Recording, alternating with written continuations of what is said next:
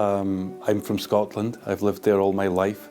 I grew up in a small village in the mountains.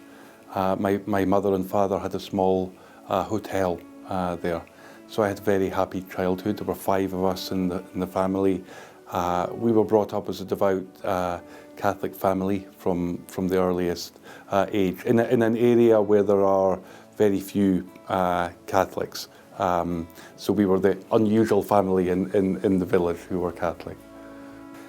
You know, our lives really changed as a family when I was 15 years of age. My sister read a newspaper article about reports of the Virgin Mary appearing in Yugoslavia, as it was then, in Medjugorje, and we persuaded our parents to let us go there on a pilgrimage. It was really an adventure. We wanted to go to this communist country on the other side of Europe and to discover if this could possibly be true. This was 1983, and our experience there really changed our lives, really renewed our Catholic faith. When we came home, our parents could see something had changed in us, so they went. They had a similar experience, and they changed our home, the small hotel, into a Catholic retreat centre. They just began inviting people to come to spend time in prayer, and that work's gone on to this day. That still happens in that place, my old family home. They came back different people. They came back really imbued, which we recognize now as that wonderful spirit of prayer that emanates from Medjugorje. And we were actually bowled over by our children actually telling us, you know, Mum and Dad, you ought to be praying more. And we say, yes, yes, yes. And then they said, yes, and you ought to be fasting. We said, come and give it a break, you know. But it was really incredible. And it really impinged on us that this conversion was so profound and so strong in such a short time. So we went out a couple of months later as a small group. None of us really saw any incredible phenomena of any kind, but it was the grace of knowing that our Blessed Mother was with us, and the grace of knowing that our whole life in some very subtle way was going to change. We knew from that very first visit that there was going to be a fundamental change in our life, and all that we had to do was to trust our Blessed Mother and to do God's will on a day-to-day basis, and it would unfold for us what exactly she had planned. A little later, so when the war broke out in the former Yugoslavia, we were very moved because we'd been to that part of the world, because we'd been to Medjugorje. We felt especially moved to see the people suffering there so much. And so we just decided to do one small thing to help. By then I was working on a fish farm, a salmon farmer. So my brother and I had this plan to just try and do one small thing to help. So we took 1 week's holiday from work. We asked people if they would give us food and clothing, and we drove those things and gave them in a refugee camp in Bosnia.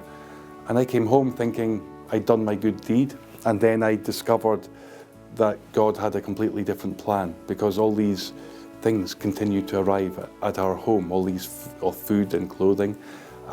So I prayed about it, and I decided to give up my job, and I sold my house, and somebody gave me a truck. And I just said to God, I'll keep doing this as long as people keep giving and as long as there's a need. And maybe I thought that would be for a few months, and here I am 30 years later. It never stopped. I never had any idea to start a new charitable organization. You know, I'm not qualified to do this at all.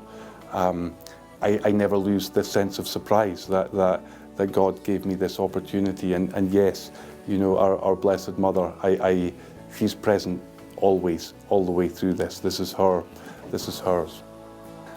That year we were working in Malawi in southern Africa. It was during a famine. We were feeding many people in the villages there who were starving. And I met this family, the local parish priest took me with him to visit them. And the father of the family had just died, and the mother, who was called Emma, was now dying. And she had her 6 children with her.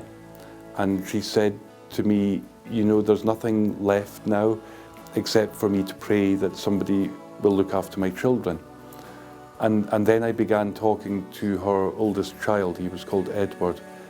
And I asked Edward, what's your hopes, what's your dreams? And he said to me, I'd like to have enough food to eat, and I would like to be able to go to school one day.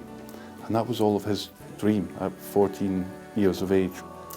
And in many ways, it was his words that sparked this mission, this simple thing we do of providing one meal every day in a place of education.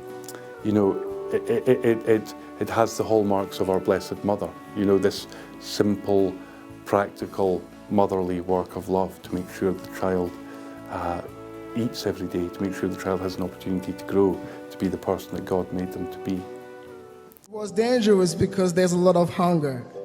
In that place, everything that someone can become is a gangster. So I had a great chance to be a gangster too.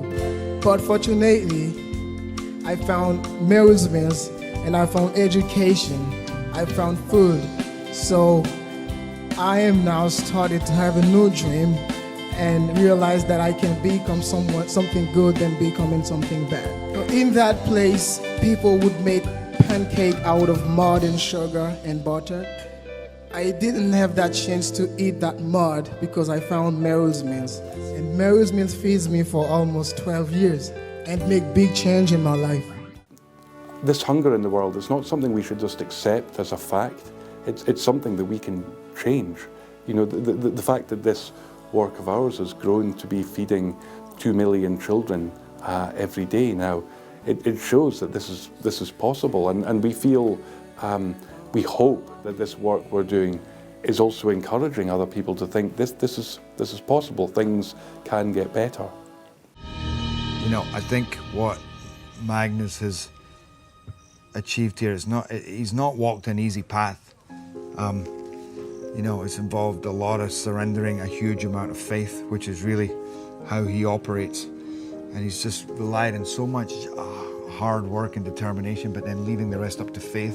And through that faith, you see what is opened up in front of him, which I think when you come here, you realize it's quite hard to fathom that you know, just how quickly this has grown and to what extent.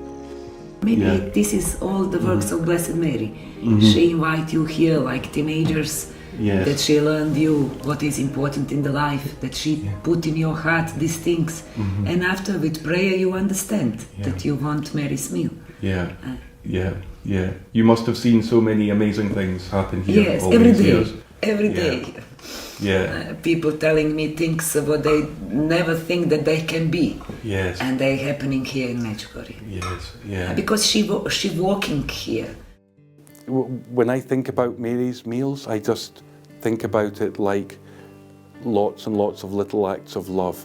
You know, thousands of people all over the world doing small acts of love. You know, and that's why this mission grows. That's why it moves forward. You know, because so for example, all the meals every day are cooked and served by unpaid volunteers in their own community, people who are themselves struggling with poverty and yet who are choosing to give this gift of their time so that the children in their community might eat. You know, our fundraising work all over the world relies on volunteers, people doing this freely as an act of love. So that's why this is possible, you know, and it grows in extraordinary ways, in ways I don't really understand. I can't really explain it, but I see in Mary's meals another beautiful sign of God's providence, that He's moving so many people. And I think our Blessed Mother, in a very particular way, is moving people all over the world. Yeah, every day I have this sense of kind of wonder at this thing that keeps happening. And sometimes I'm almost embarrassed because I'm called the founder of this work or the CEO of this work, and really honestly, I don't pretend to understand this miracle completely. So I would just like to ask everyone who's watching this just to think about what you can do, not only for Mary's Meals. We can all do something to make this world better, but especially for Mary's Meals, I would ask you to to pray for this work. In the story of Mary's Meals, prayer came first. We describe this as a fruit of prayer. And I would just ask you to pray for all those hungry children who are still waiting today for food, for Mary's Meals, and to pray for us who are organising this work, that we might really do this work in a way that honours our Blessed Mother and that points to her Son Jesus.